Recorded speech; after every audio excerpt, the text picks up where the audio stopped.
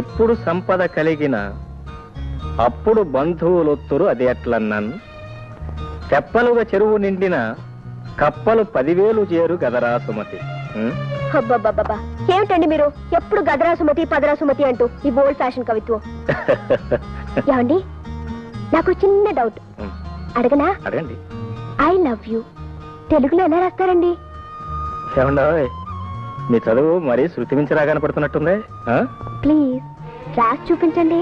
All right, all right.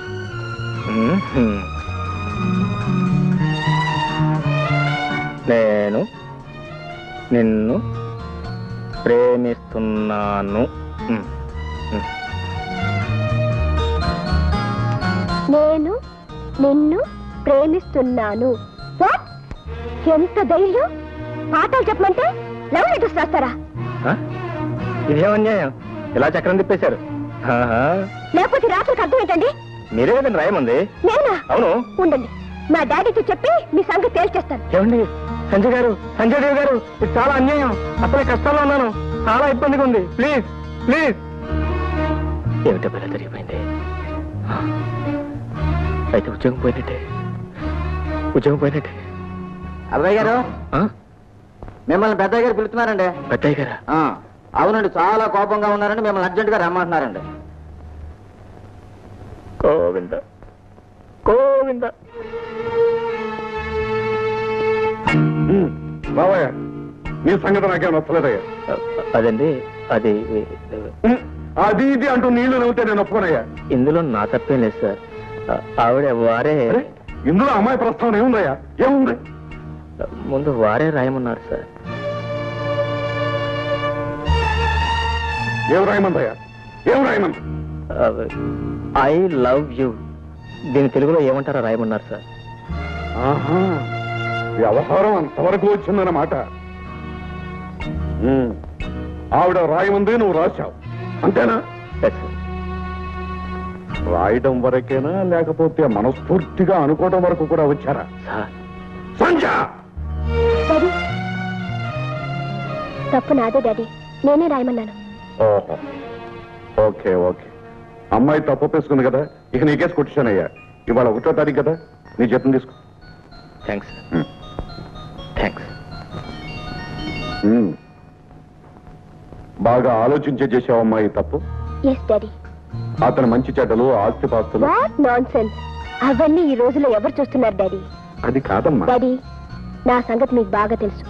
అనుకున్నది సాధించి తీర్తాను, కోరుకున్నది దక్కించుకుంటాను. చూడమ్మా, దేనిలోనైనా పర్వాలేదు కానీ పెళ్లి విషయంలో మాత్రం బాగా ఆలోచించి ఒక నిర్ణయానికి రావాలి. I know it daddy. I like him.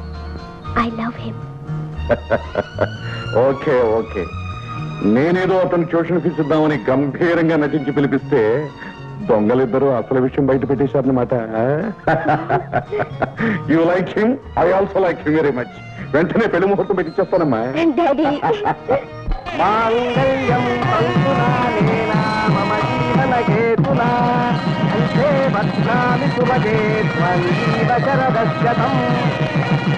ఆయన ఇది నా సర్వీస్ లో 46వ పెళ్లి.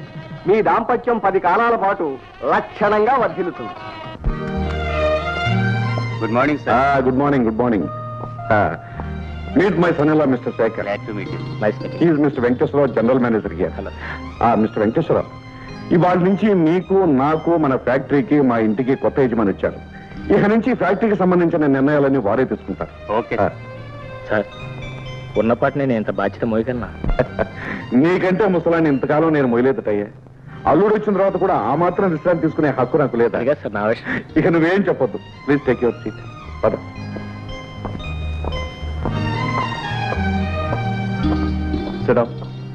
Thanks. Very good, very good. ఇక నేను క్లబ్కి వెళ్ళి విశ్రాంతిగా 2 రౌండ్లు వచ్చేస్తాడు కోచ్. వస్తాను. Mister Venkateswararao, I'm taking leave. Okay sir. అమ్మాయి గారు, గుడ్ మార్నింగ్ అండి. అమ్మాయి గారు, మంచి 7 పలారాలు ఉన్నాయి, చేస్తారటి. ఏమిటా మంచి పలహారం? తెప్పి పెడితే గొప్పే ఉందండి, మీరు కూకోండి. కుక్కు, అమ్మాయి గారికి 4-5 లడ్డూలు, 5-6 జాంగిరీలు వేసుకో. అలాగే. అబ్బో అబ్బో, ఎన్ని పలహారాలు! లడ్డూలు, జాంగ్రీలు, ఇడ్లీలు, ఒరే కుక్కు ఓ డజన్ వడ్డించరా. లత్తమ్మ గారు ఇంకా ఎందుకంటే పొద్దున్న నుంచి తినే చాలు కదా, వాటిని జీర్ణం అవనమండి, లేకపోతే చక్కెర డైపర్ తీసుకోండి. నువ్వు నోరు మీరా. ఒరే కుక్కు తొందరగా ఓ డజన్ వడ్డించరా. ఏమిటమ్మోయ్ ఇప్పుడు నా చేతులు ఖాళీగా లేవు, తర్వాత రాపో. అదేమిట్రా నువ్వు కూడా అలా అన్నావు? ఏదో బిచ్చగత్తని విదిలించినట్టు విదిలించేసి వెళ్ళిపోతున్నావు.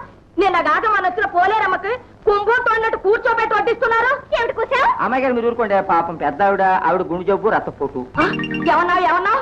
ఇందాక చక్కెర వ్యాధి అన్నావు, ఇప్పుడు రక్తపోటు అంటున్నావు, మళ్ళీ గుండు జబ్బు అంటున్నావు. ముందొచ్చిన చెవుల కంటే వెనకొచ్చిన కొమ్ములు వాడని ఎంతకాలం ఇలా కూర్చొని తింటారో నేను చూస్తాను. మీ సంగతి నేను చూస్తాను. మంచిగా తీసుకోండి.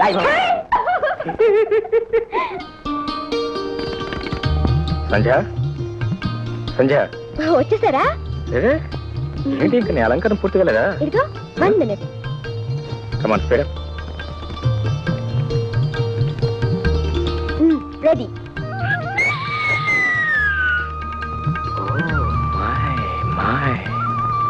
ఏమిటండి?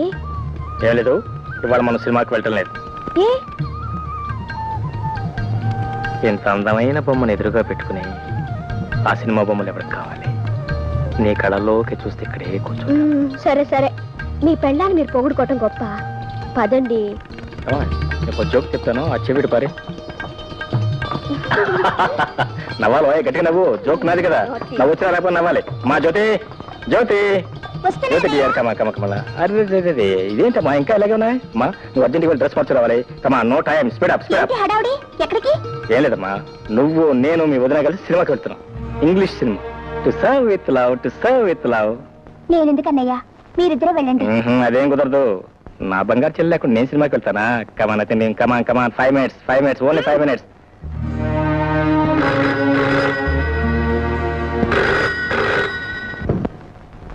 Hello, call from Bombay. Yes speaking. Hello Motilal ji, how do you do?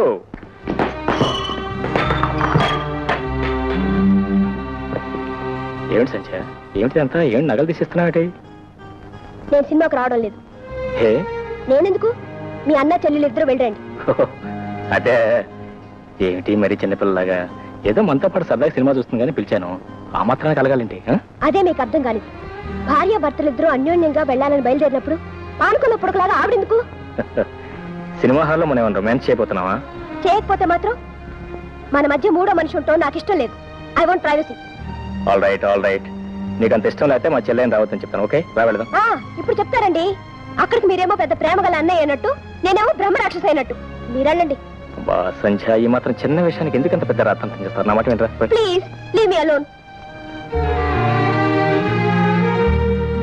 నువ్వు నీ మొండి పట్టుదల. మార్నింగ్.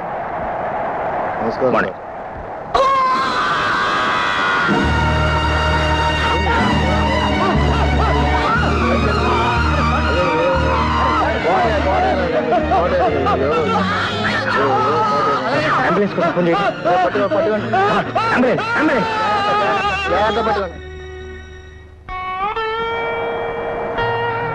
సారీ కోటయ్య, నీ ఉద్యోగ విషయంలో నేనేం సహాయపడలేకపోతున్నాను. అర్థమైంది బాబు, మీరేం చేస్తారు? నా రాత బాగోలేదు, అయినా చేతనైన సహాయం చేస్తున్నారు. 6,000 నష్టపరిహారంగా ఇవ్వమని కోర్టు వారు తీర్పు చెప్పారు సార్. 6 కాదు, 15,000 ఇప్పించండి. అలాగే. కోర్టు నిర్ణయించేది వాళ్ళకి జరిగిన నష్టాన్ని బట్టి, మనం చూడాల్సింది వాళ్ళకి వచ్చిన కష్టాన్ని. కోటయ్య, నువ్వు మా సర్వీస్లో లేకపోవచ్చు, నీ కష్టానికైనా నష్టానికైనా మేము ఎప్పుడు అండగా ఉంటాం అనేది నువ్వు మర్చిపోవద్దు. God bless you.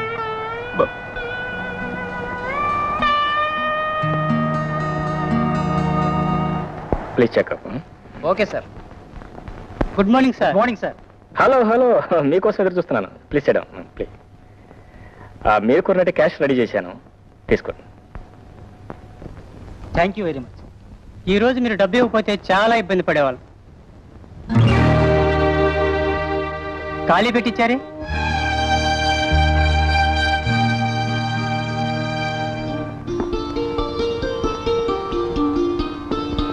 సంధ్య, ఈ నెక్లెస్ ఎలా ఉందండి?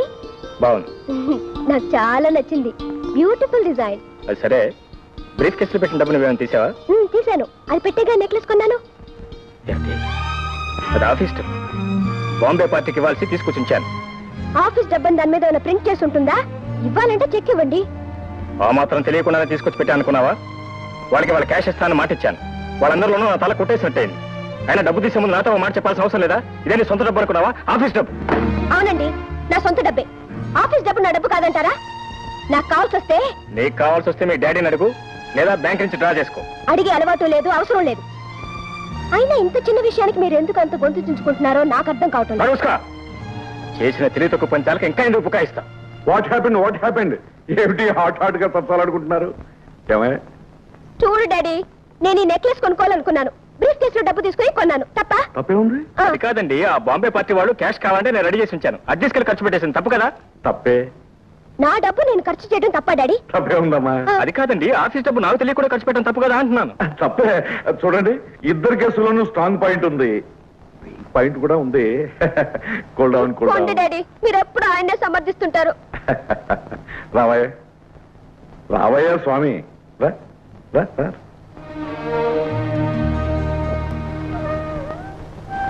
ఏమిటి సార్, అన్నీ తెలిసిన మీరే సంచలనం మందలించకపోతే? అదేనయ్యా నా వీక్ పాయింట్.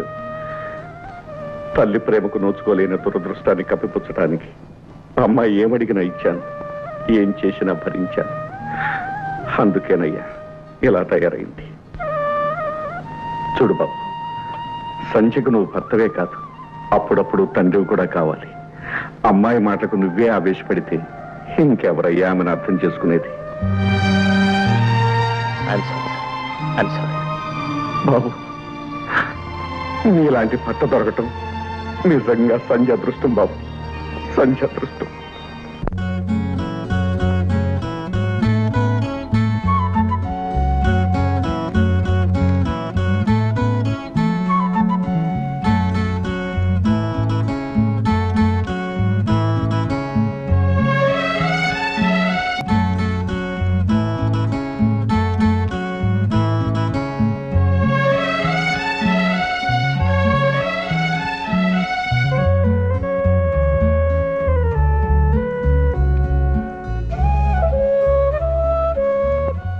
Bad habit.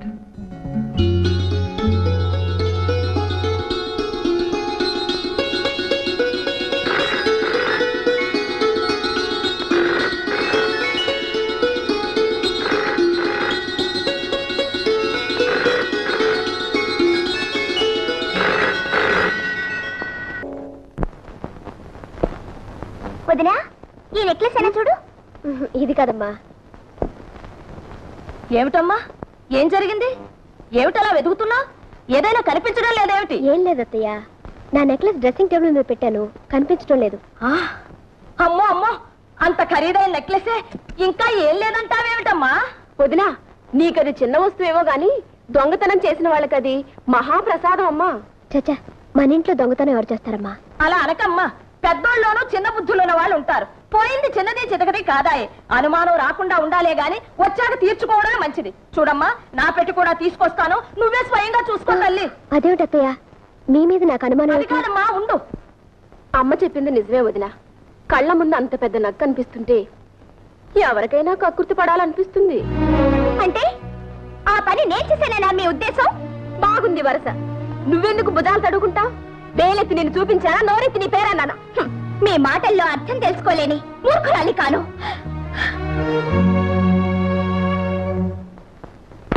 చూడమ్మా, బాగా చూడు. అయినా నాకెందుకమ్మా నాగా నట్రాను? కావలసిన వాళ్ళే కాజేసి ఉంటారు. నా పెట్టి కూడా చూడదునా. నీ మనసులో లేకపోయినా ఎగదసే వాళ్ళు ఉంటారు. నాకు దొంగతనం చేయాల్సిన అవసరం గతి లేదు. చూడు, బాగా చూడు.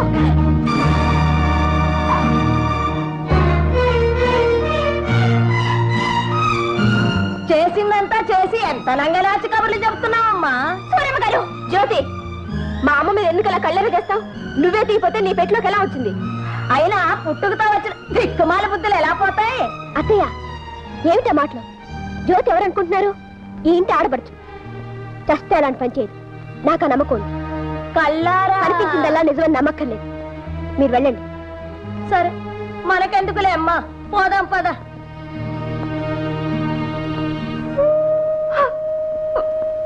జ్యోతి, ఈ మాత్రానికి నువ్వు దొంగతనం చేయాలా? వదినా, కావాలంటే నేనెవను? చచ్చా, ఎంత పని చేశావు? అంటే నువ్వు నేను దొంగతనం చేశానని నమ్ముతున్నావా? కళ్ళ ముందు కనిపిస్తుంటే నమ్మద్దంటావా? లేకపోతే నెక్లెస్ నీ పెట్టలోకి ఎలా వచ్చింది? పెట్టెలోకే కాదుదిరా, కొప్పిళ్లలో మనుషులు తలుచుకుంటే ఎక్కడికి పడితే అక్కడికే నడిచొస్తాయి. మీరు శ్రీమంతులు, పేదవాళ్ళం కావడమే మేం చేసిన పాపం. అంతే వదినా, అంతే.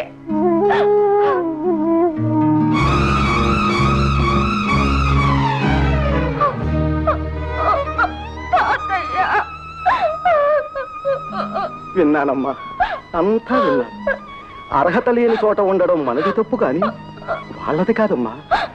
పదమ్మా, మన ఇంటికి పోదాం, పద.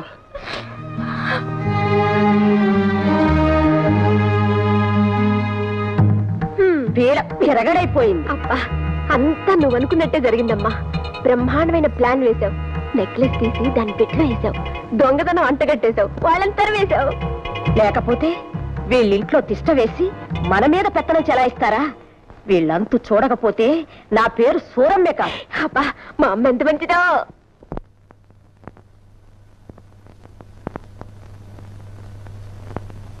ఇదేవారు తాతయ్య మాట అయినా చెప్పకుండా వచ్చేసారు? అంటే ఎల్లకాలం తింటూ అక్కడే కూర్చోమంటావా ఏమిట్రా? మనకి ఓ ఇల్లు అంటూ ఉందిగా. అయినా దూరంగా ఉంటేనే బంధుత్వాలు దగ్గర అవుతాయి. ఉండేది ఊళ్ళోనేగా. నిన్ను చూడాలంటే 10 నిమిషాలు పని. సరేననుకో. తాతయ్య, ఏమ్మా, అక్కడ ఏమైనా జరిగిందా? ఎవరైనా ఏదైనా అన్నారా? ఎవరూ ఏమీ అనలేదన్నయ్య. తాతయ్య వెళదామన్నారు, బయలుదేరి వచ్చేసాం. ఓ సింతేనా? మీరేదో చెప్ప పెట్టకుండా వస్తే అక్కడ ఏం జరిగిపోయిందో నేను భయపడిపోయానా? సరే, భోంచేద్దుగాని రా అన్నయ్య. అలాగే.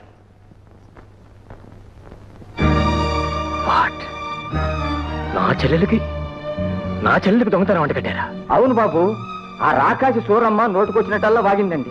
పాపం సెల్లమ్మ గారు పళ్ళెత్తి మాట కూడా అనలేదు బాబు. సంధ్య, నువ్వు మనిషివే పశువే? నీ బోడి నెక్లెస్ కోసం కక్కుర్తిపడే దౌర్భాగ్యం స్థితికి నా చెల్లెలు ఏనాడు దిగుతారు? ఓహో, అయితే అక్కడికి వెళ్ళే వచ్చారన్నమాట. చెప్పాల్సినవన్నీ మీ చెల్లెమ్మ గారు చెప్పే ఉంటుందే. నీకున్న కుసంస్కారం నా చెల్లెకి లేదు. నువ్వు చేసిన వ్యధోపన అవతారం చెప్పాడు. నీ నీచ బుద్ధి ఇప్పుడే అర్థమైంది నాకు. ఏంటండి మీకు అర్థమైంది? మీ చెల్లె దొంగతనం చేసిన విషయం నిజం కాదంటారా? అంటాను, ముమ్మాటికి కాదంట. అయితే ఆ నెక్లెస్ ఆమె పెట్టలోకి ఎలా వచ్చిందంటారు? ఎవరో గిట్టన వాళ్ళు పెట్టుండొచ్చుగా. మీ చెల్లె చేసిన తప్పుడు పని సమర్థించుకుంటున్నారా? ఆమెను వెనకేసుకొస్తున్నారు. ఆమెను దొంగను చేయటం వల్ల ఇక్కడ ఎవరికీ ఒడిగేది లేదు. ఆ నగ ఆమె పెట్లో ఉంటూ నేనే కాదు, నలుగురు కళ్ళారా చూశారు. చూస్తారు, అనుమానం కలిగిస్తారు. నువ్వు వాటిని నమ్మి నా చెల్లెలు అవమానించి ఇంట్లో నుంచి గెంటేశావు. నేనేం అవమానించలేదు. మర్యాదగా పక్కకు పిలిచి అడిగాను. ఇంత చిన్న నెక్లెస్ కోసం నువ్వెందుకు ఇంత పిచ్చి పని చేశావన్నాను. తానే మొహం చెల్లక సిగ్గుపడి ఇంట్లోంచి వెళ్ళిపోయింది. అభిమానం ఉన్న మనిషి అంతకన్నా ఏం చేస్తుంది? నీ అంతస్తు అహంకారం చూపించుకున్నావే కానీ పసిదాన్ని మనం అర్థం చేసుకోలేకపోయావు. ఏం అర్థం చేసుకోవాలండి? ఎదుట రుజువులు కల్పిస్తున్నా మీ చెల్లె నీతి పర్రాలని అర్థం చేసుకోవాలా? కొండంత సాక్ష్యాలు కల్పిస్తున్నా ఆమె నిజాయితీని మెచ్చుకోవాలా? సిగ్గుపడి ఇంట్లోంచి వెళ్ళిపోతుంటే కాళ్ళ మీద పడి ఇంట్లోనే ఉండమని ప్రాధాయపడాలా? సంధ్య, ఈ అభాండాలేసే బుద్ధి నీకు మొదటి నుంచి ఉంది. కానీ ఇంత జరిగినా నిన్ను గురించి ఒక్క మాట కూడా లేదు నా చెల్లెలు. అనడానికి ఆవిడకి ఎన్ని గుండెలు? అయినా ఏముంటుందండి? చూడండి, కేవలం మీ చెల్లెలైన అదృష్టానికి ఆవిడని క్షమించి వదిలిపెట్టాను. ఈ నిజాన్ని గ్రహించే సంస్కారం మీకుంటే ఆనందిస్తాను. సంధ్య,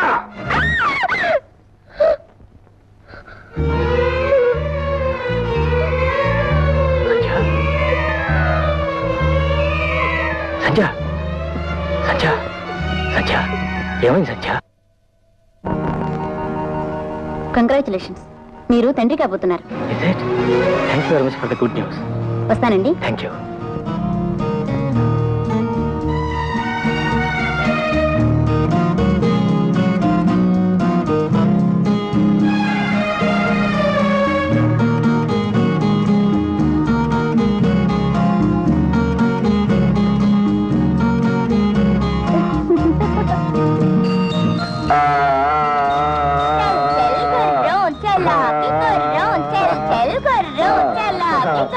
అరే బాబు, ఇక నేను పరిగెత్తలేను రా, నాకు ఆయాసం వస్తుందిరా.